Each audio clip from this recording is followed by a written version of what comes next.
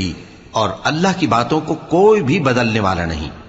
اور تم کو پیغمبروں کے احوال کی خبریں پہنچ چکی ہیں تو تم بھی صبر سے کام لو،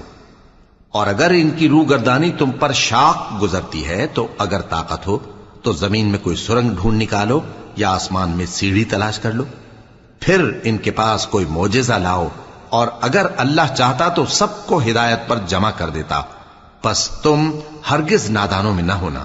بات یہ ہے کہ حق کو قبول وہی کرتے ہیں جو سنتے بھی ہیں،